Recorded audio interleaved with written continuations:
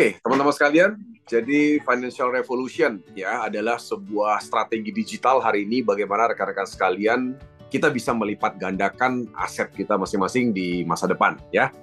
Oke, jadi rekan-rekan sekalian, apa impian Anda dalam 5 tahun ke depan? Ya, jadi saya yakin sekali Anda yang ikut Zoom pada malam hari ini tentu saja masih punya impian.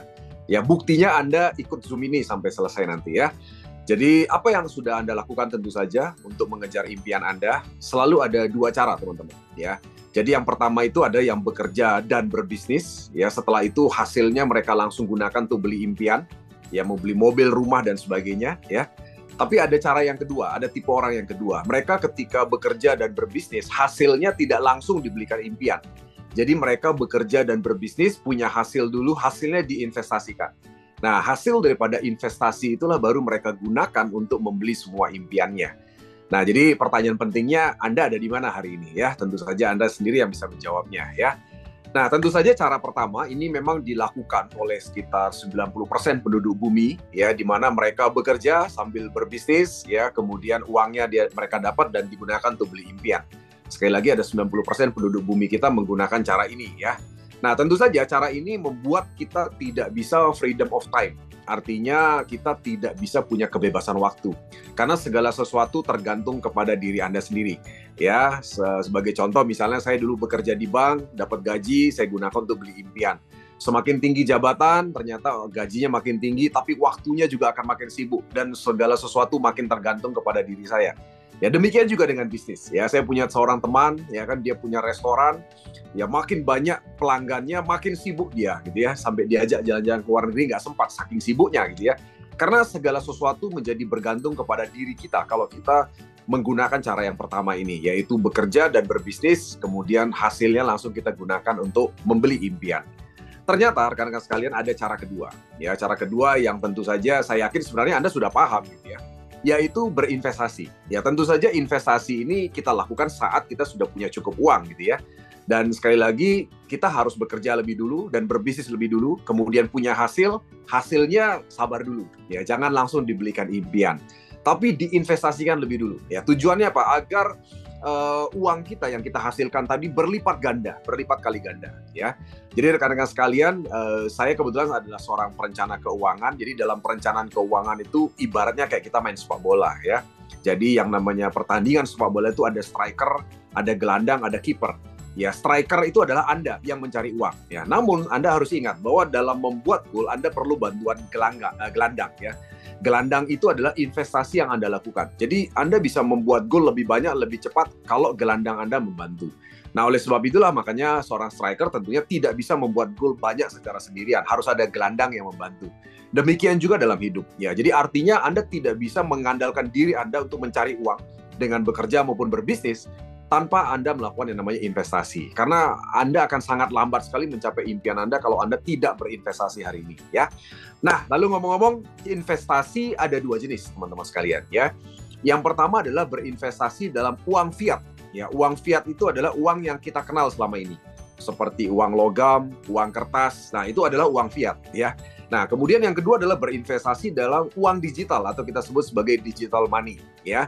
Nah, apa perbedaannya? Nanti kita akan lihat sama-sama. Oke.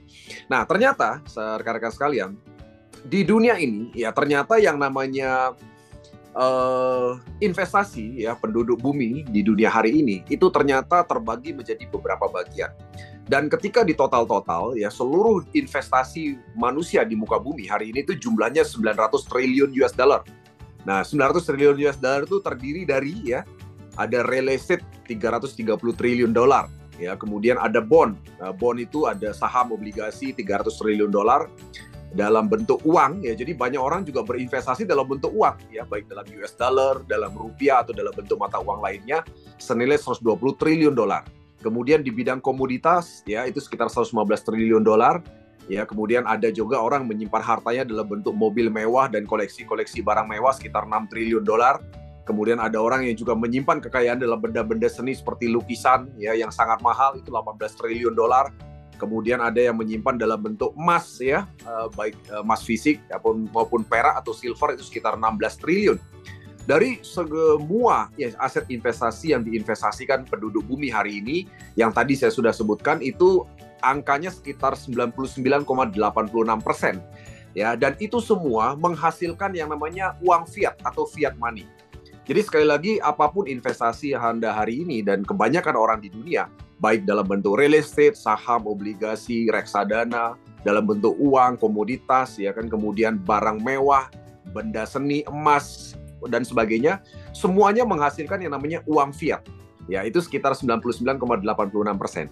Sementara ternyata ada bagian kecilnya orang di dunia yang sudah mulai berinvestasi out of the box, yaitu dalam bentuk hasil digital money, ya, yang kita sebut sebagai Bitcoin, ya, sebagai digital money pertama di dunia.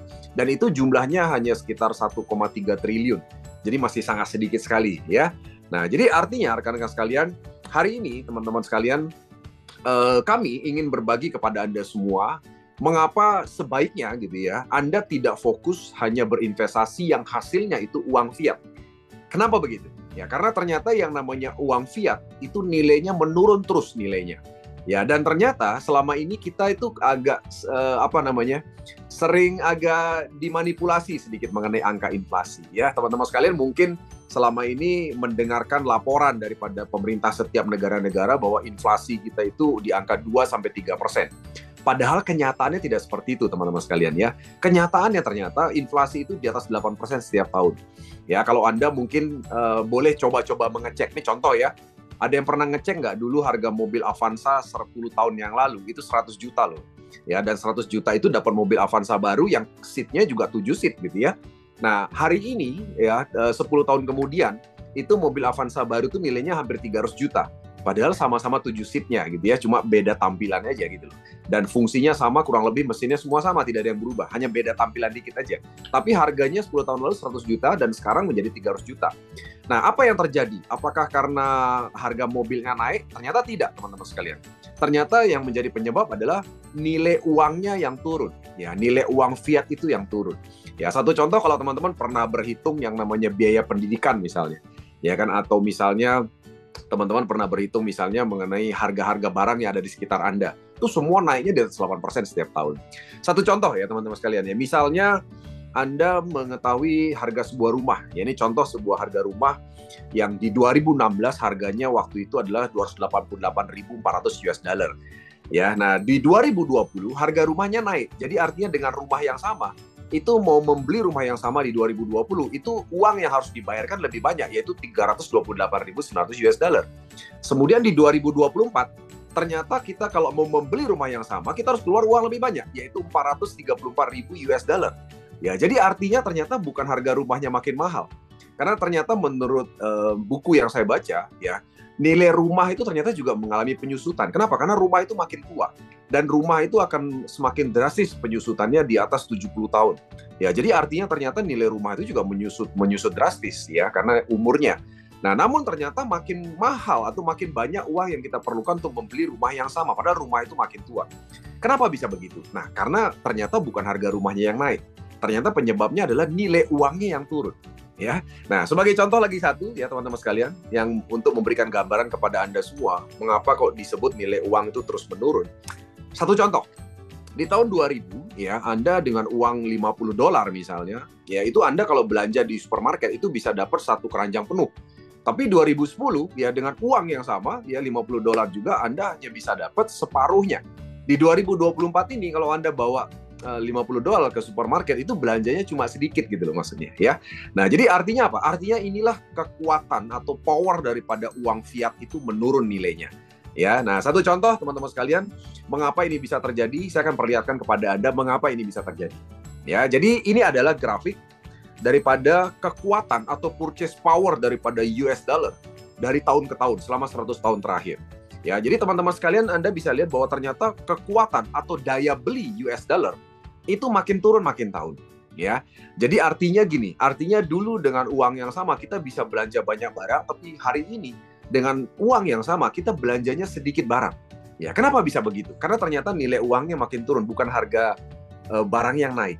Ya, nah penyebabnya yang pertama teman-teman sekalian, karena sejak tahun 71 ternyata uang itu tidak lagi terhubung dengan yang namanya emas. Jadi sebagai informasi buat teman-teman sekalian, dulu sebelum tahun 71 itu setiap pemerintah negara mencetak uang kertas itu harus ada jaminan emas. yang harus dijaminkan kepada Federal Reserve ya, dan itu sudah tidak berlaku lagi sejak tahun 71. Artinya sejak tahun 71 pemerintah semua negara termasuk Indonesia bebas mencetak uang tanpa batas. Tidak perlu ada jaminan emas. Dan inilah penyebab awal mula daripada penurunan nilai uang. Karena uang kertas itu diprint tanpa batas. Ya, kayak ngeprint kertas gitu ya. Nah, sehingga inilah yang membuat akhirnya ternyata inflasi real kita ya itu ternyata di atas 8% setiap tahunnya. Karena nilai uang itu menurun kira-kira 8% setiap tahun. Sehingga dalam 10 tahun, teman-teman sekalian, uang Anda nilainya menurun 80%, bayangin ya. Satu contoh begini. Sebagai informasi buat Anda, sebagai bayangan buat Anda, misalnya Anda dulu beli properti yang naiknya 1 miliar. Nah, kemudian hari ini properti Anda menjadi 2 miliar nilainya. Kemudian Anda jual properti Anda dapat untung 1 miliar kan. Anda senang dapat untung 1 miliar. Total uang Anda 2 miliar, dulu belinya 1 miliar. Tapi ketika Anda uang 2 miliar, Anda belanjakan barang-barang di sekitar Anda, semua barang-barang itu sudah pada naik gitu loh maksudnya. Ya, sehingga keuntungan Anda dari semua jenis investasi yang hasilnya uang fiat itu sebenarnya tergerus 80% dalam 10 tahun. Ya, jadi artinya apa teman-teman sekalian? Kalau Anda berinvestasi dalam hasil uang fiat, setiap 10 tahun value investasi Anda menurun 80%. Ya. Saya ingat sekali teman-teman, dulu saya waktu kerja di bank ya, saya dulu di bank, saya ingat gaji saya naik setiap tahun tuh 10%. Ya, 10 tahun, setiap tahun 10%. Ternyata begitu saya naik gaji, ternyata semua barang udah pada naik duluan kan. Ya, kalau Anda mungkin yang karyawan mungkin tahu maksud saya.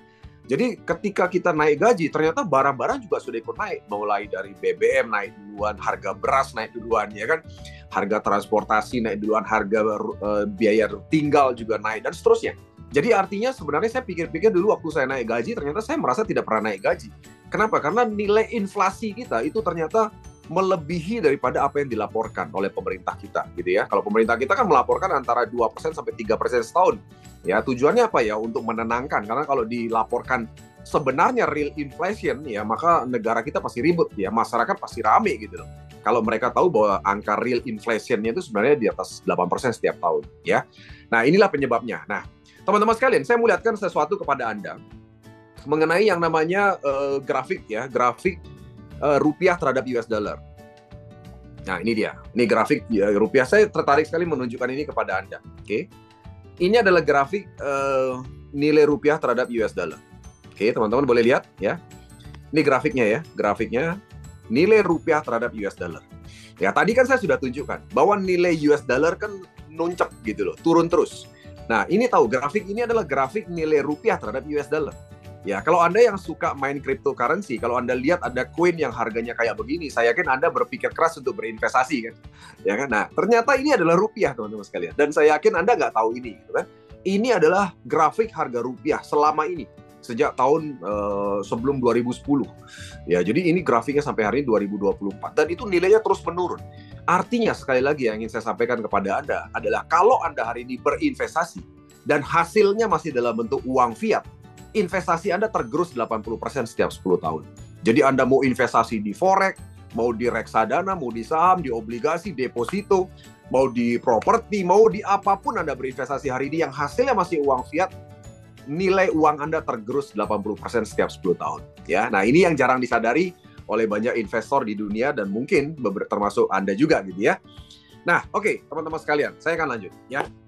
Hari ini ada sebuah kabar gembira tentu saja untuk Anda karena ternyata hari ini sedang terjadi yang namanya movement atau yang namanya pergeseran dari yang namanya uang fiat ya, investasi dalam hasil uang fiat menjadi bergeser menjadi investasi dengan hasil yang namanya digital money, yang namanya Bitcoin. Dan hari ini teman-teman sekalian, nilai orang di dunia ini yang berinvestasi dalam bentuk Bitcoin itu baru 0,14% dari seluruh 900 triliun dolar total aset yang diinvestasikan oleh orang di muka bumi. Ya, nilainya Anda bisa lihat sekarang market cap Bitcoin itu adalah 1,3 triliun dolar, di mana harian atau data transaksi harian daripada sebuah Bitcoin itu adalah 16,82 billion US dollar.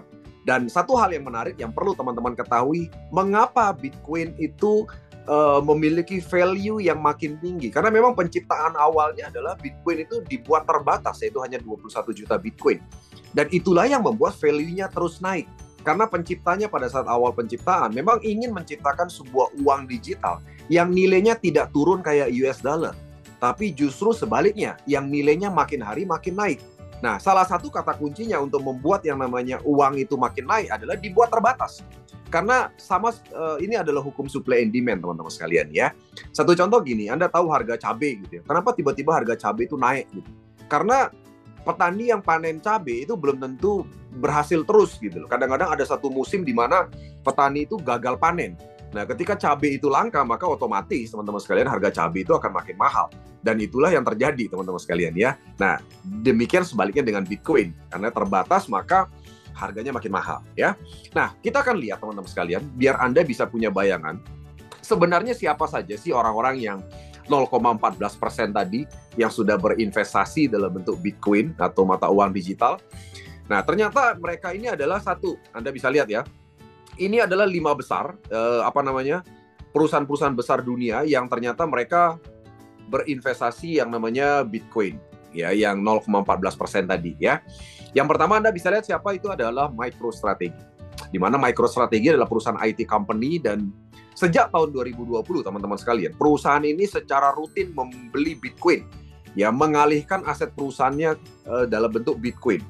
Dan hari ini mereka total memiliki 226.331 Bitcoin, di mana rata-rata harga beli mereka ya adalah sekitar 8,3 miliar dolar. Ya, nanti Anda boleh iseng-iseng berhitung 8,3 miliar dolar itu nilainya berapa? Itu nilainya ratusan triliun, bayangin. Ya, jadi kalau hari ini Anda masih berpikir untuk berinvestasi satu Bitcoin, Anda bisa lihat bahwa ada satu perusahaan raksasa dunia yang sudah berani berinvestasi dalam Bitcoin ratusan triliun. Dan itu adalah uang investor mereka, ya kan? Dan hari ini value perusahaan ini meningkat menjadi 12,8 miliar dolar. Bayangin, Anda lihat. Ya, jadi rata-rata harga belinya total 226.000 Bitcoin itu 8,3 miliar dolar, dan hari ini Bitcoin yang mereka miliki value-nya 12,8 miliar dolar. Dan kalau Anda tanya mereka, CEO MicroStrategy namanya Michael Saylor, kalau Anda iseng-iseng nanya sama dia, sini saya beli dong Bitcoin-nya, mereka tidak akan mau jual, teman-teman sekalian ya. Nah, alasan apa? Karena mereka hari ini bukan melihat keuntungan jangka pendek dari sebuah Bitcoin, tapi mereka memang menyimpan kekayaan perusahaan mereka dalam bentuk Bitcoin untuk meningkatkan value aset perusahaan di masa depan, ya. Nah, dan ternyata mereka berhasil, teman-teman sekalian. Ini saya melihatkan Anda harga saham daripada MicroStrategy di bursa. Ya, teman-teman bisa lihat MSTR. MSTR ini adalah kode saham daripada di bursa New York ya, kode saham daripada MicroStrategy. Anda bisa lihat dibandingkan dengan saham Nvidia, saham Tesla, saham Google, saham Microsoft, saham Apple, ya, Meta, Netflix dan Amazon. Anda bisa lihat ternyata mereka itu memutuskan untuk menerapkan strategi Bitcoin itu sejak Agustus ya, 10 Agustus 2020. Jadi mereka sejak 10 Agustus 2020 terus membeli Bitcoin sampai hari ini. Ya kan, kemarin pada saat ada kejatuhan harga Bitcoin ya di angka 800 jutaan, mereka beli lagi dan seterusnya. Jadi mereka tuh beli terus, bukan jual ya. Dan ini membuat saham MicroStrategy itu bertumbuh 1.330%, teman-teman sekalian. Jadi Anda bisa lihat bahwa ternyata strategi daripada MicroStrategy untuk menerapkan Bitcoin strategi itu ternyata terbukti berhasil dan market udah makin percaya dengan MicroStrategy. Buktinya apa? Harga sahamnya naik, ya kan? Nah, selain itu ada juga perusahaan-perusahaan lain seperti Marathon Digital, Galaxy Digital, Tesla, Coinbase dan sebagainya. Ya, ini adalah 5 besarnya. Nanti Anda bisa cari di internet. Banyak sekali perusahaan-perusahaan raksasa dunia yang hari ini mereka mulai mengalihkan kekayaan perusahaan mereka dalam bentuk Bitcoin. Jadi hari ini kemarin ada laporan juga dari Coinbase bahwa ternyata hari ini mereka yang membeli Bitcoin itu sudah meningkat menjadi institusi. Ya, institusi itu bukan pribadi maksudnya. Ya, institusi itu artinya perusahaan-perusahaan besar itu sudah mulai sekarang meningkat 40% dalam pembelian Bitcoin. Ya, jadi makanya ini diprediksi akan membuat harga Bitcoin di masa depan ini akan makin kencang, teman-teman sekalian. Karena adopsi Bitcoin ini sudah makin bagus, ya. Nah, jadi teman-teman sekalian, ya, kenapa ngomong-ngomong ya, perusahaan-perusahaan besar, kemudian negara-negara besar, mereka memilih Bitcoin, mengalihkan kekayaan perusahaan mereka yang bukan sedikit ya, ratusan triliun loh, ya kan, ke dalam bentuk Bitcoin. Alasan pertamanya, teman-teman sekalian ya, ini dia yang penting, yang teman-teman perlu ketahui. Ternyata Bitcoin itu sebuah aset yang ternyata setiap 4 tahun sekali itu harganya naik. Ya, sekali lagi setiap 4 tahun sekali.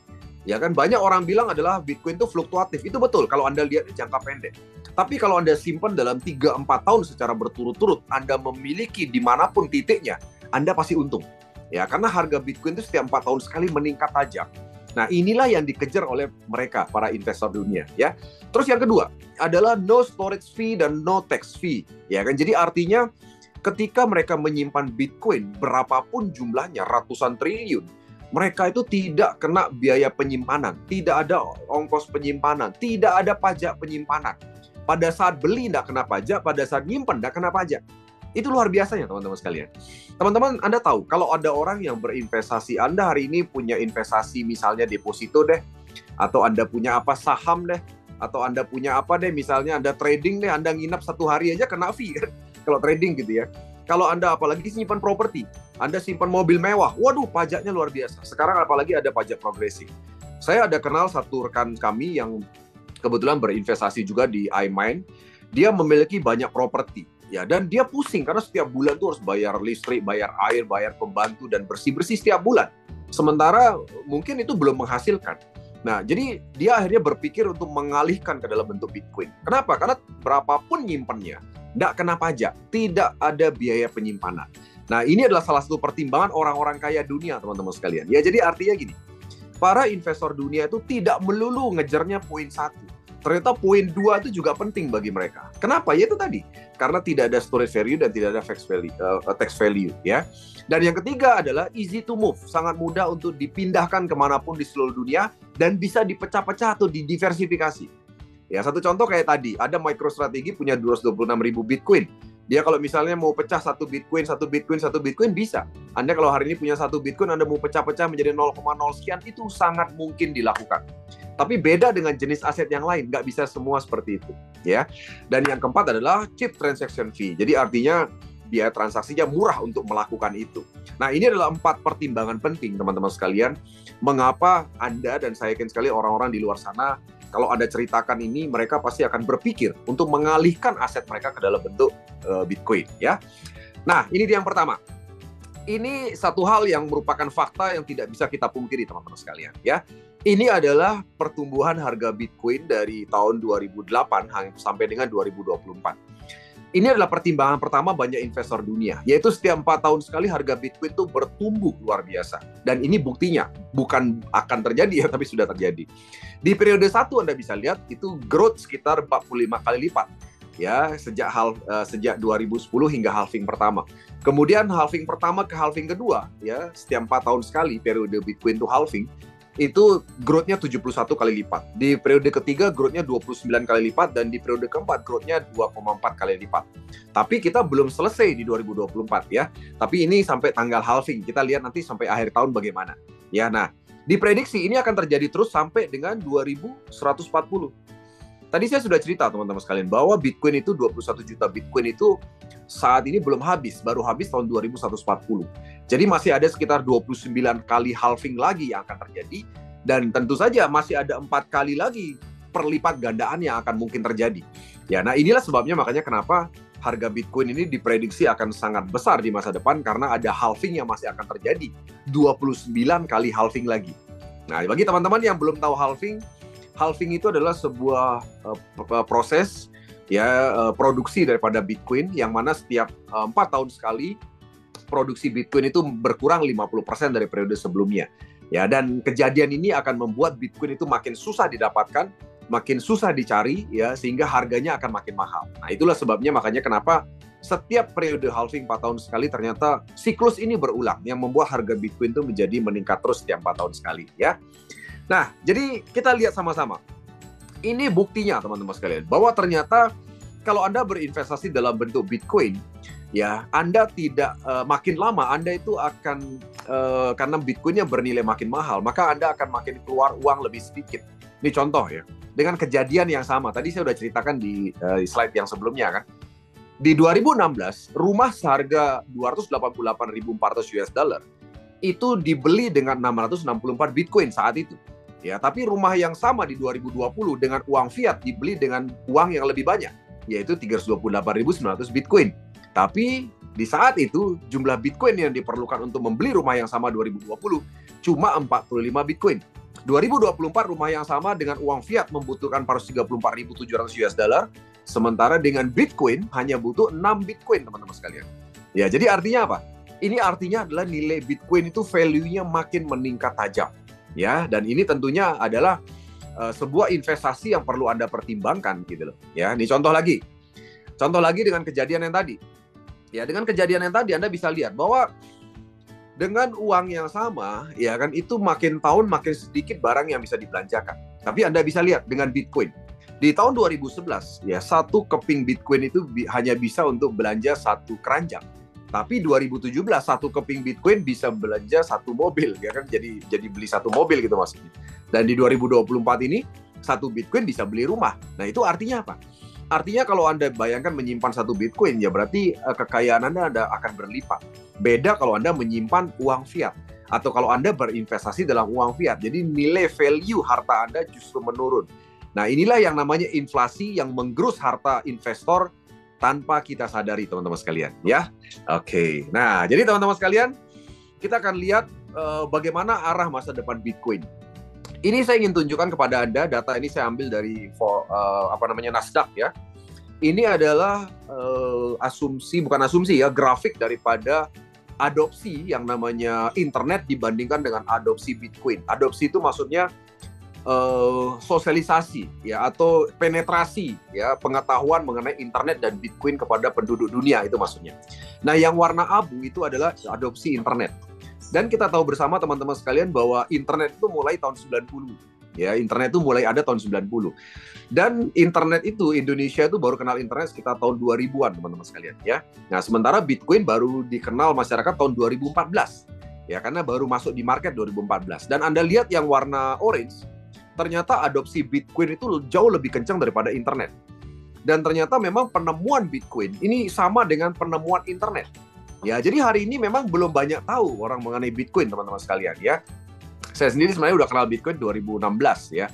Tapi belum ada saat itu keinginan untuk berinvestasi Bitcoin. Baru mulai berinvestasi di 2019. Ya, jadi artinya masih panjang perjalanannya, tapi adopsinya udah makin kencang, ya kan? Nah, dengan adopsi makin kencang, maka lambat laun orang-orang akan mulai memindahkan aset mereka dalam bentuk financial ya, dan digital dan physical aset itu menjadi dalam bentuk Bitcoin. Jadi teman-teman sekalian, hari ini sedang terjadi movement dari financial asset dan physical asset menjadi dalam bentuk digital asset, yaitu namanya Bitcoin, ya. Jadi physical asset itu aset dalam bentuk fisik seperti mobil, rumah, properti, tanah, itu adalah aset dalam bentuk fisik. Di mana aset dalam bentuk fisik seperti ini tadi kita udah cerita bahwa ada terjadi penyusutan value, ya, kemudian terjadi yang namanya pembayaran pajak yang berlebih, ya kan, karena memang ada pajak progresif dan sebagainya. Belum lagi kalau properti tentunya ada penyusutan daripada nilainya, ya. Dan demikian juga dengan financial asset. Financial asset itu kan seperti emas, saham, obligasi, deposito, ya kan. Nah, itu semua tergerus dengan yang namanya inflasi, dengan penurunan nilai uang. Satu contoh, teman-teman sekalian. Hari ini kalau Anda misalnya berinvestasi dalam saham ya, atau reksadana atau deposito deh. Seandainya pun Anda menghasilkan 10% setiap tahun ya, saham Anda misalnya. Ya, dalam 10 tahun ya, Anda total profit Anda kan berarti kan 100% gitu kan. Jadi 100% keuntungan ya dalam 10 tahun. Tapi ketika Anda cairkan keuntungan Anda untuk Anda belikan hal-hal lain gitu ya, yang hal-hal lain itu jauh lebih mahal nilainya. Kenapa? Karena tadi penurunan nilai uang. Jadi penurunannya 80%. Jadi sebenarnya profit bersih Anda dalam 10 tahun ya, di saham yang hasilnya 10% tiap tahun, itu cuma 20% sebenarnya gitu loh. Ya kan? Nah, kenapa? Karena itu tadi penurunan value daripada nilai uang, ya. Nah, lalu ngomong-ngomong gini teman-teman sekalian. Sebenarnya seberapa tinggi harga Bitcoin bisa tercapai? Nah, ini yang luar biasa. Yang menarik daripada sebuah Bitcoin, teman-teman sekalian, adalah karena Bitcoin itu jumlahnya terbatas, maka untuk menebak harganya itu gampang sekali. Yaitu tinggal kita lihat saja berapa penguasaan market atau market cap-nya Bitcoin itu berapa di masa depan. Karena itu akan sebanding lurus dengan harganya. Satu contoh begini, Anda bisa lihat tabel yang pertama. Hari ini kan harga Bitcoin itu kurang lebih sekitar 65.000 US dollar ya, 65K. Di mana hari ini orang yang memegang Bitcoin itu hanya 0,14%. Jadi kalau dia dibuat grafik di bagian bawah yang bundar, itu nggak kelihatan 0,114% ya. 0,14% itu nggak kelihatan di grafik. Karena sangat kecil sekali ya. Nah, hari ini market cap Bitcoin itu kan 1,3 triliun dolar kan. Nah, ini ada beberapa analisa mengenai berapa harga Bitcoin di masa depan ya. Jadi yang pertama ini adalah analisa pesimis. Kalau seandainya market cap Bitcoin itu mencapai 68 triliun dolar. Jadi market cap itu tercapai karena apa? Market cap itu tercapai karena orang mulai memiliki Bitcoin atau menyimpan Bitcoin. Dan itu sangat mungkin terjadi. Kenapa? Karena adopsinya makin tinggi hari ini. Ya. Dan ngomong-ngomong 68 triliun dolar itu sama dengan 2% market cap dunia. Dan ketika market cap-nya mencapai 68 triliun dolar, ternyata harga Bitcoin itu satunya bisa 3 million atau 3 juta dolar. Ya, Anda tahu 3 juta dolar itu setara dengan sekitar 4,5 miliar rupiah per satu Bitcoin, ya kan?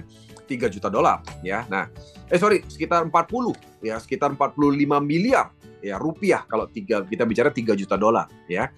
Nah, apabila ya misalnya market cap Bitcoin tembus 280 triliun dolar atau sekitar 7% dari total aset di muka bumi, maka harga Bitcoin tembus 13 juta dolar. Ya, dan apabila ya market cap Bitcoin tembus 1030 triliun, itu sekitar 22% daripada total aset di muka bumi, harga Bitcoin bisa mencapai 48 juta dolar, teman-teman sekalian, ya. Nah, ini adalah 3 analisa. Jadi yang paling kecil ini adalah yang 3 juta dolar itu analisa pesimis katanya. Ya, yang tengah-tengah 13 juta dolar itu analisa menengah, dan yang 48 juta dolar per satu Bitcoin itu adalah analisa optimis gitu loh, teman-teman sekalian, ya. Jadi Anda bisa lihat bahwa ini adalah prediksi harga Bitcoin di masa depan, ya. Nah, namun saya ingin perlihatkan Anda satu hal yang menarik. Ini adalah prediksi daripada Morgan Creek Capital Management. Ya, saya sangat suka menggunakan prediksi mereka. Ya, kenapa? Karena sudah 2 kali benar nih, teman-teman sekalian. Ini saya mau cerita ya. Dulu di 2019, Morgan Creek ini sudah pernah memprediksi harga Bitcoin di 2024. Dan mereka sudah bilang saat itu bahwa satu Bitcoin itu kurang lebih akan berharga sekitar 1 miliar di 2024. 2019 itu pada saat saya baru saja memulai bisnis Bitcoin ya bersama dengan Mr. Kim. Nah, jadi pada saat itu kita kadang-kadang merasa percaya dan setengah percaya dan juga setengah tidak gitu kan. Apakah mungkin harga Bitcoin yang pada saat itu masih 100 jutaan bisa jadi 1 miliaran? Dan ternyata hari ini kan terbukti gitu kan.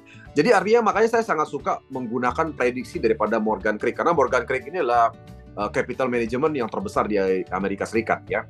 Nah, dia meramalkan di tahun 2028. Ya, kenapa kita bilang 2028? Karena kita bicara nanti, saya akan ceritakan kenapa kok kita bicara 2028. Karena 2028 ini diprediksi memang akan menjadi yang namanya musim semi Bitcoin berikutnya. Ya kan halvingnya nanti 2028 kan, karena kemarin halving 2024 bulan April kan.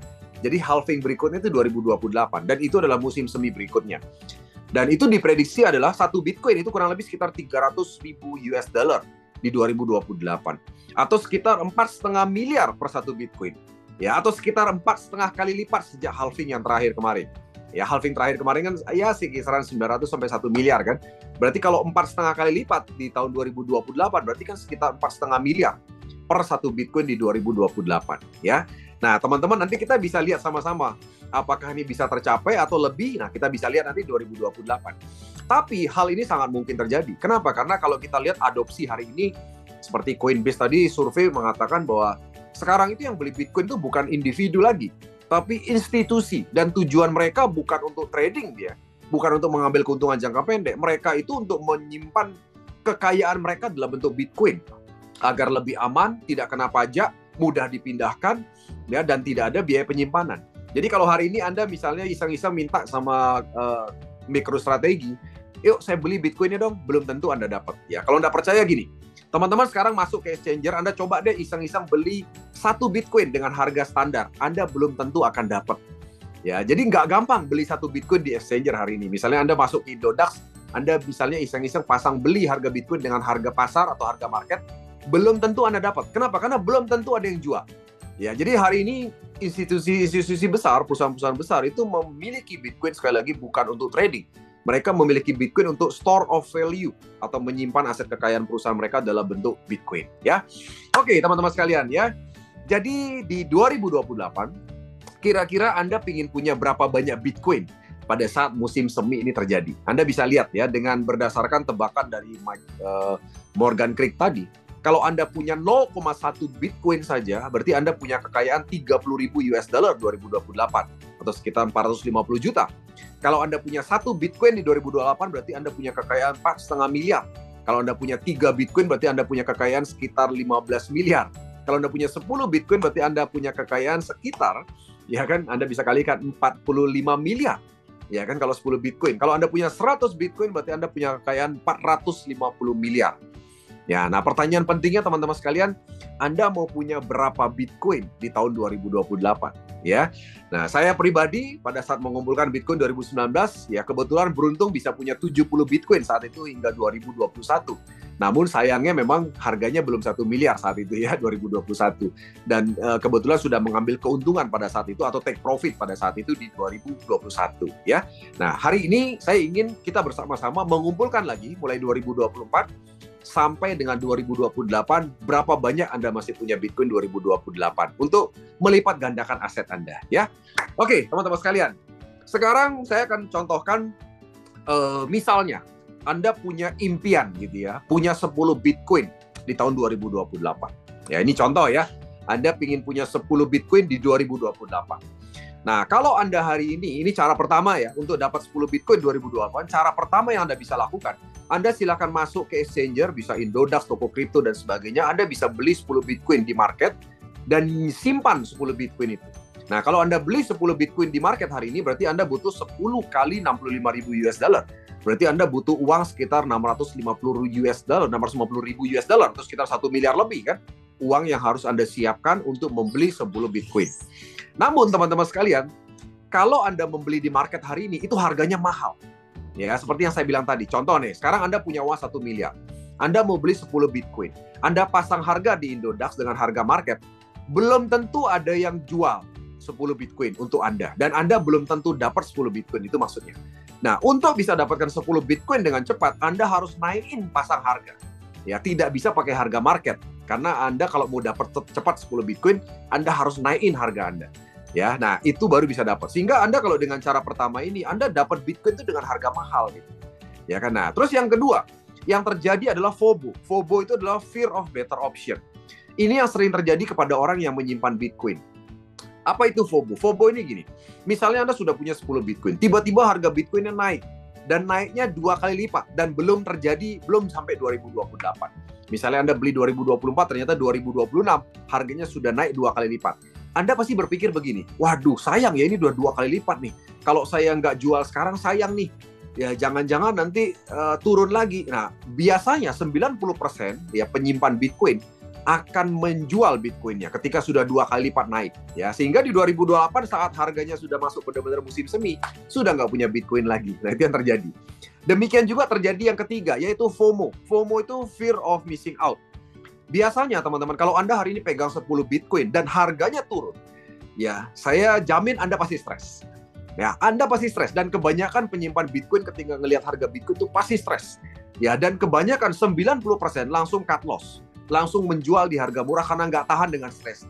Nah, ini yang terjadi kalau seandainya Anda menyimpan Bitcoin atau membeli Bitcoin, teman-teman sekalian. Ya, nah, malam hari ini, teman-teman sekalian, saya ingin mengajak Anda untuk mendapatkan Bitcoin langsung dari sumbernya. Ya, dari sumbernya. Dari sumbernya itu dari mana? Dari blockchain-nya. Karena ternyata Bitcoin itu dari 21 juta maksimum supply-nya, ada di market itu baru 19,7 juta sekian. Jadi sudah dipegang sama MicroStrategy, dipegang sama Coinbase, dipegang sama negara Cina, dipegang sama Amerika, itu 19,7 Bitcoin. 19,7 juta yang sudah ada di market. Ya, dan kalau Anda beli dari mereka belum tentu Anda dapat gitu, seperti yang saya bilang tadi. Nah, ada sisa Bitcoin yang warna hijau, itu jumlahnya sekitar 1,2 juta sekian Bitcoin yang belum keluar, belum ada di market. Yang mana untuk mengeluarkan ini harus ditambang. Ya, nah data ini saya ambil dari bitcoinblockhalf.com di tanggal 9 September 2024 jam 00.10. Ya, tentu saja kalau Anda buka hari ini tentunya angkanya sudah berbeda ya, karena ini sudah beberapa hari lewat gitu ya. Dan hari ini teman-teman sekalian, setiap 10 menit sekali, ya warna hijau itu akan dikeluarkan di market. Ya, dengan jumlah yaitu 3,125 Bitcoin setiap 10 menit sekali. Ya, jadi oleh sebab itu, makanya kenapa para penambang Bitcoin beramai-ramai menambang Bitcoin. Anda tahu sebabnya? Karena ketika mereka berhasil menambang atau memvalidasi transaksi sebanyak 1 blok setiap 10 menit, setiap 10 menit mereka akan dapat reward 3,125 Bitcoin. Anda kalikan kan sekarang satu Bitcoin 1 miliar. Berarti setiap 10 menit sekali, penambang itu dapat 3,1 sekian miliar setiap 10 menit sekali. Nah, itulah sebabnya makanya kenapa penambang itu beramai-ramai dan mereka berani berinvestasi besar untuk mendapatkan Bitcoin langsung dari sumbernya atau blockchain. Ya, bukan membeli di market. Ya. Nah, teman-teman sekalian, untuk memahami apa itu penambangan, saya ingin menunjukkan kepada Anda mengenai apa itu yang dimaksud dengan Bitcoin hash rate. Bitcoin hash rate itu adalah sebuah daya komputasi yang harus dimiliki oleh miner atau penambang yang tujuannya untuk memvalidasi transaksi Bitcoin. Ya, jadi sekali lagi teman-teman sekalian, Bitcoin itu kan adalah sebuah transaksi satu dengan lainnya. Dan tadi di awal saya sudah tunjukkan bahwa setiap 24 jam itu hari ini transaksi Bitcoin itu mencapai ratusan triliun ya rupiah. Ya, terakhir saya cek kemarin 24 jam terakhir 561 triliun rupiah setiap hari transaksi Bitcoin satu dengan lain setiap harinya. Nah, transaksi itu membutuhkan yang namanya validasi transaksi. Ya, kalau bank perlu server yang validasi. Kalau Bitcoin itu tidak ada server terpusat. Oleh sebab itulah jaringan Bitcoin dan semua miner itu silakan diperbolehkan untuk melakukan validasi transaksi. Itulah yang disebut dengan miner. Nah, berapa banyak transaksi yang bisa divalidasi itu tergantung daripada daya komputasi atau kekuatan daripada mesin penambangan setiap miner atau penambang, ya. Nah, untuk kira-kira kita berhitung kira-kira berapa banyak hasil Bitcoin yang Anda terima, kita lihat dulu berapa kekuatan daripada seluruh Bitcoin dunia. Ya, BTC hash rate hari ini adalah 697,9 exaheksi per second. Ya, exaheksi per second itu setara dengan 697.900.000 terahash per second. Ini sumbernya dari btc.com tanggal 9 September 2024 jam 00.48 ya. Nah, jadi total BTC hash rate hari ini power daripada Bitcoin di dunia itu sekitar 697 juta terahash. Dan ngomong-ngomong, ya hash rate ini lebih tinggi dibandingkan gabungan semua bank besar dunia. Ya, teman-teman sekali lagi ya. Jadi seluruh bank-bank besar di dunia kayak JP Morgan, ya kan, dan sebagainya itu digabung semua. Itu hash rate-nya masih jauh lebih besar ini gitu loh, dibandingkan bank-bank dunia digabung jadi satu. Itulah kekuatan power daripada hash rate Bitcoin. Nah, tingkat difficulty itu adalah tingkat kesulitan dalam melakukan penambangan. Ya, jadi semakin banyak penambang yang menyumbangkan daya komputasi mereka, maka hash rate Bitcoin itu akan makin tinggi. Tingkat difficulty ditunjukkan dari banyaknya penambang. Jadi makin banyak penambang, maka tingkat difficulty akan makin tinggi. Ya. Nah, jadi teman-teman sekalian, sebagai gambaran buat Anda mungkin punya komputer di rumah. Komputer di rumah kita itu satuannya megahash, ya, megahash per second. Nah, Anda bisa lihat satu exahash itu setara dengan 1 triliun megahash. Ya, jadi betapa besarnya kekuatan daripada Bitcoin hari ini. Ya, jadi artinya inilah membuat makanya hacker tidak bisa menghack gitu kan, karena mereka membutuhkan transaksi yang begitu besarnya dan membutuhkan jaringan internet seluruh dunia untuk bisa menghack Bitcoin hari ini. Ya. Oke, teman-teman sekalian, lalu ngomong-ngomong, saya ingin sampaikan kepada Anda. Berapa banyak Bitcoin yang Anda bisa dapatkan? Caranya sederhana. Caranya tinggal dibagi aja. Berapa Bitcoin hash rate dibagi dengan jumlah difficulty rate. Jadi contoh dengan data yang tadi, 697.900.000 terahash dibagi dengan difficulty rate 89,4 triliun. Ya, itu hasilnya adalah 0,00007 Bitcoin per terahash. Ini hasil per 24 jam. Artinya teman-teman sekalian, Anda kalau ingin tahu berapa banyak hasil Bitcoin yang Anda bisa dapatkan dari penambangan, Anda tinggal kalikan aja. Misalnya gini, Anda sekarang punya mesin yang kapasitasnya 10 terahash. Maka berapa Bitcoin yang Anda dapatkan setiap 24 jam? Maka 10 dikalikan 0,0007 tadi. Itulah hasil Bitcoin Anda dalam setiap 24 jam. Tapi ingat, ini adalah hasil kotor. Belum dikurangi dengan yang namanya biaya listrik dan biaya maintenance mesin. Ini masih kotor. Ya, dan teman-teman sekalian, saya mau sampaikan kepada Anda. Ini juga untuk menilai ya hasil tambang Anda itu apakah betul-betul dari penambangan atau dari sebuah bisnis money game. Ya, nah untuk melihat hash rate ini Anda bisa lihat di btc.com. Anda bisa lihat di sini seperti ini ya. Saya mau kasih lihat. Oke, ini dia. Ya, ini dia di btc.com. Anda bisa lihat. Nah, teman-teman sekalian, di btc.com ini adalah Bitcoin Explorer. Jadi Anda bisa lihat bahwa data Bitcoin hash rate ini berubah terus ya. Tadi yang saya lihat kan 679 exaheksi kan. Nah, ini sekarang berubah 641,24 exaheksi. Artinya apa? Artinya ada beberapa penambang yang tidak menghidupkan mesin mereka gitu. Nah, tingkat difficulty-nya 88,4. Jadi berapa Bitcoin yang Anda dapatkan per 1 terahash? Anda tinggal bagi aja. Yang angka di atas ini dibagi dengan angka di bawah. Tapi ini dikalikan dulu. Jadi kalau terahash berarti ini 641 kali 1 juta, yang 88,4 kali 1 triliun. Nah, dibagi. Nah, itu ketemu angka Bitcoin yang Anda terima setiap 24 jam terakhir. Jadi artinya begini teman-teman sekalian. Kalau tiba-tiba misalnya Anda ikut program penambangan, karena program penambangan money game itu kan banyak di luar sana ya. Kalau Anda misalnya contoh ya, dengan hash rate sekian. Yes, silakan. Silakan. Ada yang mau bertanya? Iya. Ini Bitcoin sekarang berapa? Satu lebih ya? Sekitar 1 miliar, Pak Boni. Ya, sekitar 1 miliar, Pak Boni. Iya. Oke. Ya, oke. Baik, lanjut Pak Doni ya. Oke. Oke, jadi gini teman-teman sekalian. Kalau misalnya hari ini Anda terima Bitcoin dari penambangan, Anda cek aja, Anda punya mesin kapasitas berapa terahash. Nah, kalau misalnya tiba-tiba Bitcoin yang Anda terima lebih tinggi dari angka ini, setelah hash rate-nya dibagi dengan tingkat kesulitan, itu biasanya money game. Ya contoh nih, harusnya 1 terahash per 24 jam Anda terima 0,0007, ternyata Anda terimanya 0,005. Nah, itu Anda boleh curiga, itu biasanya money game. Ya, jadi bukan datang dari penambangan. Itu salah satu cara untuk mengecek apakah penambangan itu money game atau benar-benar penambangan ya. Oke, nanti kita bisa diskusi lebih dalam. Selanjutnya teman-teman sekalian. Jadi ngomong-ngomong, kalau misalnya Anda 2028, Anda pingin punya 10 Bitcoin sampai 2028, berapa jumlah hash power yang Anda miliki? Ini rumus hitungan sederhananya.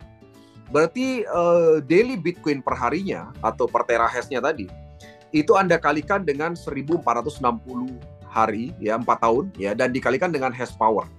Ya, jadi ini adalah rumusnya. Jadi tinggal dibagi aja 10 Bitcoin. Jadi Anda bagi aja, caranya Anda kalikan aja tadi, ya 0,007 dikali 1460 hari. Jadi kalau target Anda misalnya dalam 4 tahun Anda mau punya 10 Bitcoin, cara hitungannya begini, dengan hash rate yang kayak tadi.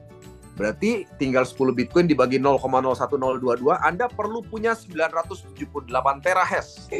Ya, jadi 978 terahash Anda punya, baru Anda bisa punya 10 Bitcoin. Dengan catatan mesin Anda tidak pernah berhenti atau tidak stop selama 4 tahun berturut-turut. Ya, maka Anda akan punya 10 Bitcoin sampai dengan 4 tahun ke depan. Nah, itu caranya ya. Tadi cara pertama kan Anda bisa beli Bitcoin 10 Bitcoin, dan cara kedua Anda bisa menambang dari sumbernya. Tentunya kalau mau 4 tahun punya 10 Bitcoin, Anda punya terahash 978 terahash ya. Nah, untuk punya mesin 4978 terahash ada 2 cara.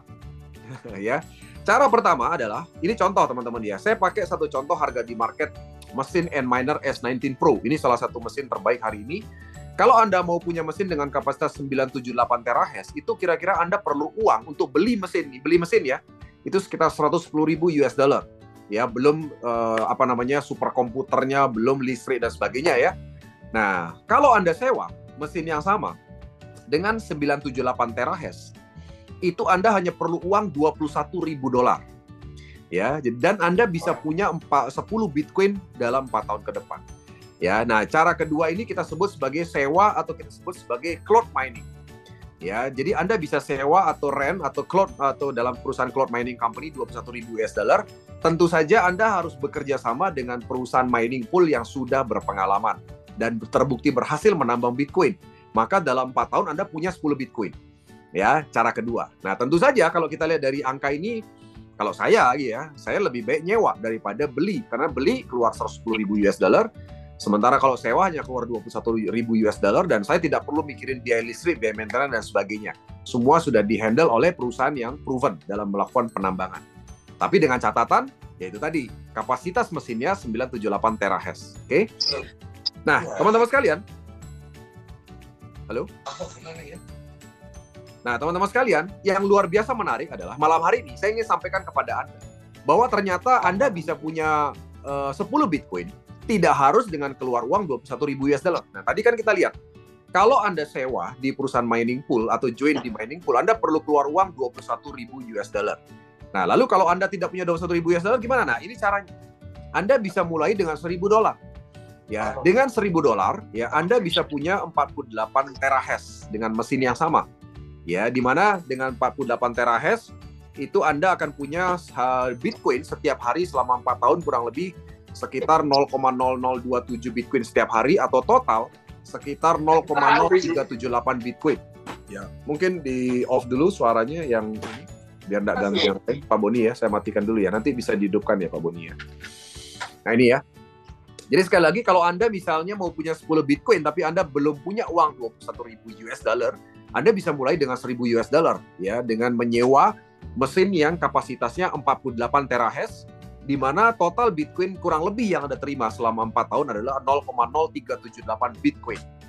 Loh Pak, saya punya impian kan 10 Bitcoin Pak, ini kan cuma 0,0378, gimana caranya saya bisa punya 10 Bitcoin? Ya, caranya sederhana, Anda tinggal membangun jaringan penambang. Ya, jadi Anda bisa membangun jaringan penambang.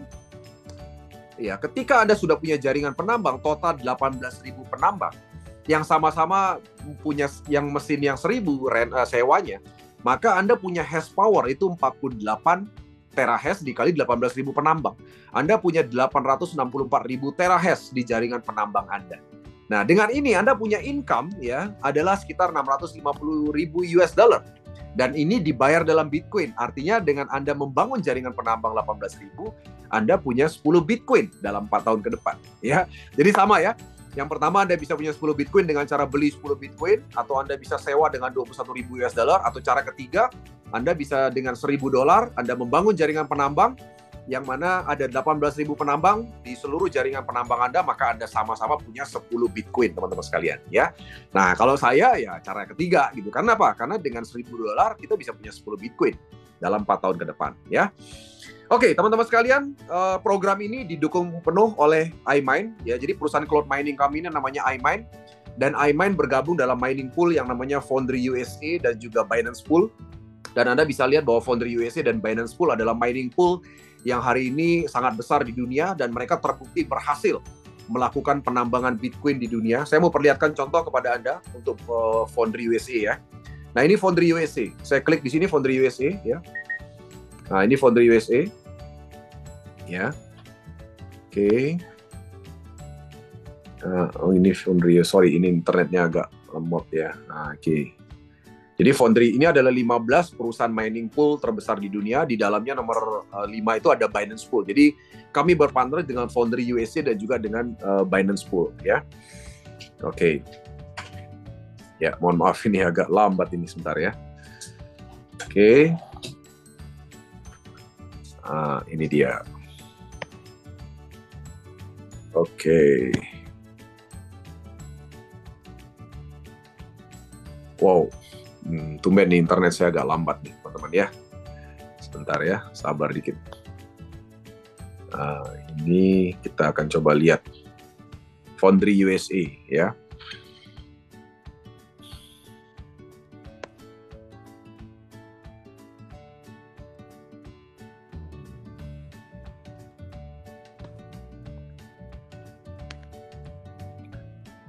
Oke, sorry ya teman-teman, nanti kita akan coba lihat lagi ya. Nanti saya mau perlihatkan Anda sebenarnya bagaimana penambangan itu ternyata berhasil dilakukan oleh Foundry USA ya. Ini internetnya, wow, lambat ya. Oke, nggak apa-apa, nanti kita lihatkan setelah ini ya. Oke, teman-teman sekalian, jadi iMine itu menyediakan paket sewa atau cloud mining untuk Anda ya selama 1.400 hari. Di mana paketnya itu sebenarnya ada 6 paket. Ya, tadi yang saya contohkan itu adalah salah satu paket yang kami duplikasikan, yaitu dengan 1.000 US dollar, ya Anda bisa punya masa penambangan 4 tahun, dan Anda bisa membangun jaringan penambang sekitar 18.000 penambang, Anda bisa punya 10 Bitcoin dalam 10 tahun, dalam 4 tahun, ya. Namun Anda bisa mulai dari paket nano, paling kecil 250 USDT. Anda bisa punya 15 terahash. Ya, dan ini adalah hasil kurang lebih ya, karena hasil daripada Bitcoin ini tergantung daripada harga Bitcoin, teman-teman sekalian ya. Sekali lagi, karena ini bukan money game, Anda tidak akan bisa menerima hasil yang fix. Tergantung sekali harga Bitcoin. Ya, harga Bitcoin naik, Anda akan dapat Bitcoin lebih banyak. Harga Bitcoin agak turun, Anda dapat Bitcoinnya juga lebih rendah. Kenapa bisa begitu? Karena biaya listrik yang dibayarkan itu fix dalam US dollar. Sehingga kalau biaya listriknya fix, tentu saja jumlah Bitcoin yang dikonversi menjadi US dollar kalau harganya tinggi lebih sedikit gitu ya. Nah, mikro 500 USDT itu 30 terahash, kemudian mini 1000 USDT 60 terahash, basic 2000 USDT 120 terahash, standar 3.500 USDT 210 terahash, gold 10.500 USDT itu 679 terahash ya. Jadi ini adalah 6 paket penambangan yang bisa Anda pilih teman-teman sekalian ya. Oke, kemudian kita akan lanjutkan ya untuk yang ini biaya listrik ya. Jadi teman-teman sekalian, biaya listrik ini menjadi hal yang krusial dalam penambangan Bitcoin. Jadi teman-teman sekalian mungkin sudah cukup mengetahui bahwa ternyata yang namanya penambangan Bitcoin itu kadang-kadang bisa rugi gitu, tidak selalu untung. Kenapa? Kendalanya di listrik biasanya. Ya kan, dan tentu saja hari ini teman-teman sekalian kami sudah mengecek beberapa perusahaan cloud mining yang lain dan ternyata iMine ini punya biaya listrik yang paling murah. Anda bisa lihat ini dibandingkan dengan perusahaan yang namanya Hashing24 dan Ecos.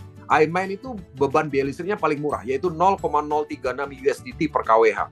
Sementara Hashing ini 0,1 USDT per kWh, Hashing24 0,07 USDT per kWh, Ecos 0,042 USDT per kWh. Nah, lalu ngomong-ngomong kenapa kok iMine bisa paling murah? Jawabannya di sini teman-teman sekalian. Karena iMine menggunakan green energy mining. Apa itu green energy mining? Green energy mining ya itu karena yang namanya Bitcoin di penambangan kita itu menggunakan sumber listrik dari gas bumi. Jadi di Argentina itu ada gas bumi yang keluar terus-menerus ya dari perut bumi Argentina. Nanti teman-teman bisa lihat videonya ya, ada videonya. Ini saya nggak tampilkan.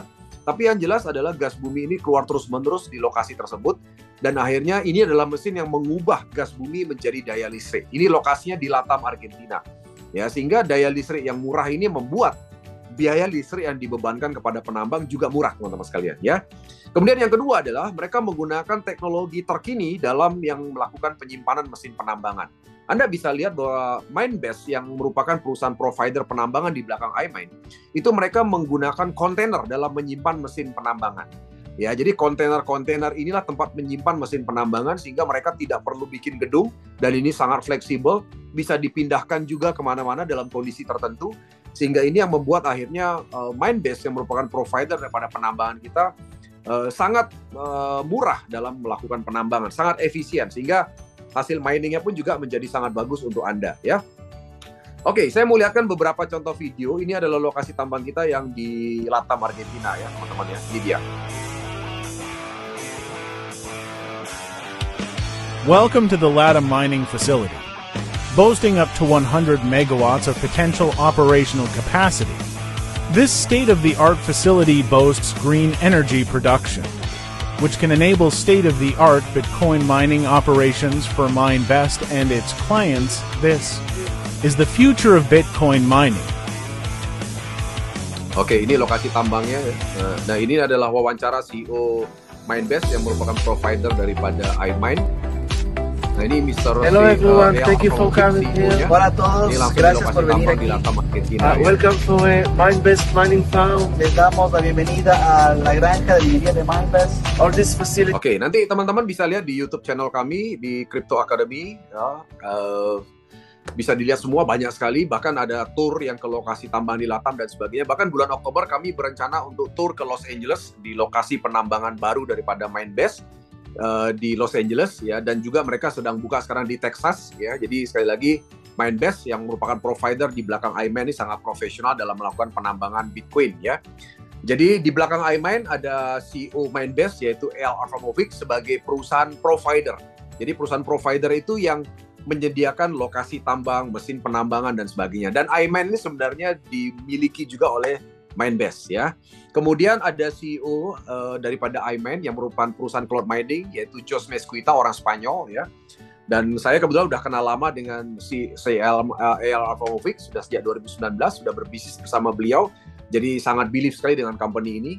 Kemudian yang luar biasa juga kita didukung oleh CEO IDAM namanya Mr. Hanil Pak. Ya, Mr. Hanil Pak ini adalah pemimpin global daripada iMine yang mengembangkan sistem pemasaran dalam bisnis pemasaran di iMine. Tentu saja Mr. Hanil Pak juga kami sudah kenal sejak 2019 yang lalu dan kami sudah berbisnis cukup lama dan tentu saja secara pribadi mereka berdua adalah para CEO yang sangat berkomitmen dalam membangun bisnis ya, karena selama perjalanan 5 tahun ya mereka sudah berhasil mengembangkan kepercayaan yang luar biasa bersama dengan perusahaan ini ya. Nah, kemudian iMine sendiri punya legalitas di negara El Salvador karena memang satu-satunya negara di dunia yang sudah ya kan menyediakan perizinan lengkap untuk penambangan Bitcoin, untuk cloud mining, untuk Bitcoin investment teaching dan juga Bitcoin marketing network itu baru El Salvador.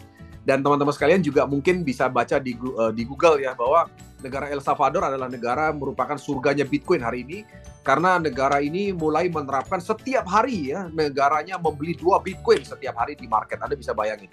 Ya, dan mereka sangat support dengan semua bisnis yang berkenaan dengan Bitcoin hari ini ya. Oke, nah jadi teman-teman sekalian itu sekian dari saya. Jadi nanti Anda bisa buka di imine.com apa hal-hal yang mungkin Anda bisa ingin ketahui lebih dalam mengenai iMine ya. Jadi selanjutnya teman-teman sekalian